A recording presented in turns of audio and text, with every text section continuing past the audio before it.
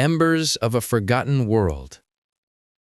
The emergency lights flickered weakly inside the escape pod as Nira pressed her slender hand against the viewport.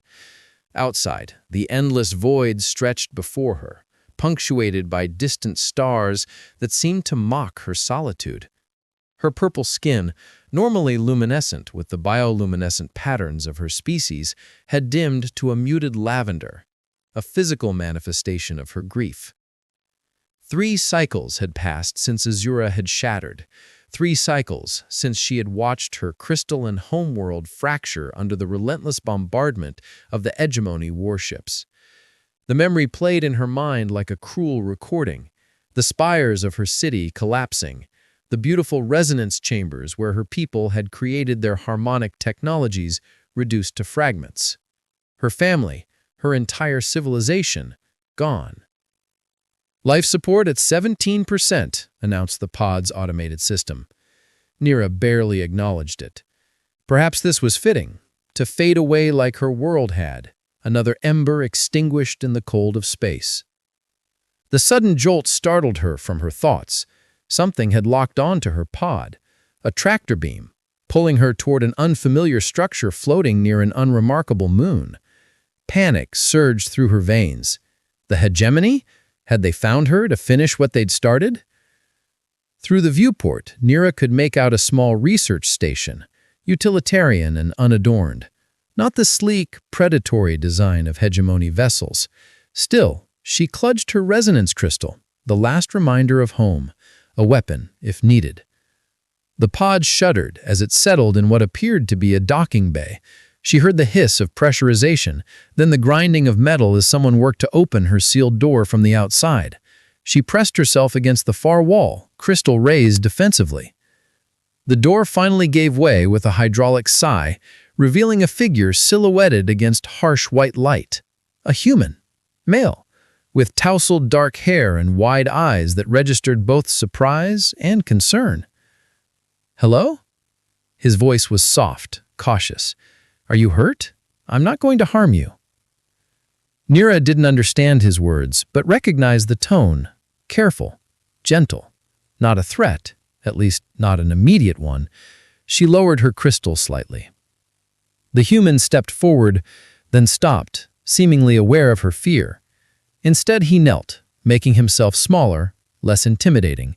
He pointed to himself. "Liam," he said, tapping his chest. "Liam Chen." Nira hesitated, then mirrored the gesture. "Nira," she responded, her melodic accent transforming the simple syllables into something almost sung.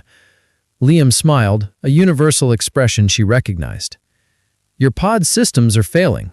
Let me help you." Although she didn't understand the words, his gestures toward the damaged pod in the outstretched hand made his meaning clear enough. After a moment's hesitation, Nira accepted his offer, placing her hand in his. As she stepped from the pod, the station's communication system crackled to life. "Outpost Epsilon 7, this is UNSC Command. We've detected unauthorized docking activity. Report immediately." Liam glanced at the console, then back at Nira. His expression hardened with resolve. He pressed a button, silencing the transmission. "I've got about 5 regulations to break, but I'm not leaving anyone to die in the void." Nira didn't understand, but something in his eyes, determination, compassion, transcended language. As the airlock closed behind them, she realized that for the first time since Azura's fall, the patterns along her arms had begun to glow faintly again. Echoes of home. The station's maintenance bay had been transformed. Discarded equipment formed makeshift barriers, and the lighting had been reprogrammed to create shadows where there should be none. In the center of this controlled chaos, Nira stood with her eyes closed, concentrating. "Remember, humans don't glow," Liam coached gently, especially not when feeling strong emotions. Nira nodded, focusing on suppressing her bioluminescence.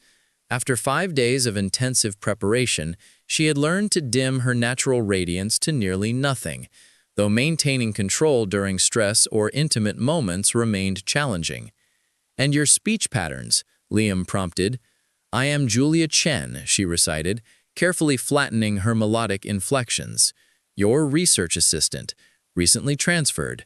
The cover story they had fabricated was thin, but might withstand casual scrutiny. Liam checked his datapad. 2 more days until Reyes arrives. We've made progress, but not enough, Nira finished for him, opening her eyes. The violet of her irises had been disguised with brown contact lenses, her purple skin concealed beneath specially formulated makeup. With her luminescence suppressed, she could almost pass for human, if no one looked too closely. That evening, they sat together in Liam's quarters, the most personal space on the station.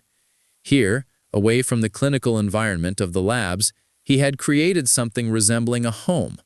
Books, a small collection of earth plants, and photographs of landscapes Nira had never seen. Mountains, Liam explained, showing her an image of towering peaks, in a place called Colorado. Nira studied the picture, then removed her resonance crystal and held it up beside the photo. Like Azura, she said softly, our crystal spires reached to the sky. With gentle movements, she activated the crystal, which emitted a complex harmony. The sound coalesced into a 3-dimensional projection, a city of crystalline towers that seemed to sing as they reached toward an amber sky. Liam watched, mesmerized. It's beautiful. Was beautiful, Nira corrected, letting the projection fade. I am the last memory keeper now. She placed the crystal in Liam's palm, closing his fingers around it. If something happens to me, this holds what remains of my world. Nothing will happen to you, Liam insisted, but the promise rang hollow against the reality of their situation. Nira moved closer, resting her head against his shoulder. When I found you, she said quietly, I thought I had lost everything. But now, she looked up at him, her true eyes revealed without the contacts, shimmering violet. Now I fear losing something again. Liam cupped her face gently. Not everything beautiful has to end, he whispered. Their kiss deepened beyond the cautious explorations of days prior. Nira's control slipped, her skin beginning to pulse with light that traced the contours of her body. Liam's hands followed the illuminated patterns, each touch intensifying their glow. Sorry, she gasped, between kisses. Cannot control. Don't, Liam murmured against her neck. Don't hide. Not with me. Clothes were discarded, barriers of fabric giving way to the discovery of each other. In the darkness of the quarters, Nira's natural luminescence painted their intertwined forms in shifting violet light, casting ethereal patterns across the walls as they moved together. 2 bodies from different worlds finding a harmony as ancient as the stars themselves. Afterwards, lying in each other's arms, Liam traced the now fading patterns on her shoulder. We could leave, he suggested suddenly. Take the emergency shuttle before Reyes arrives, head to the outer colonies where UNSC presence is minimal. Nira propped herself up, studying his face. You would leave everything? Your work, your world? What work? Liam laughed without humor. Counting microbes on an uninhabited moon?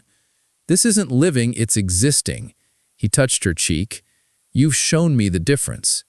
Before Nira could respond, the station's alarm blared, shattering their moment of peace. Liam jumped up, rushing to the communication panel. Proximity alert, he read, face paling. Vessel approaching. UNSC designation. He looked at Nira, eyes wide with fear. It's Reyes, she's early.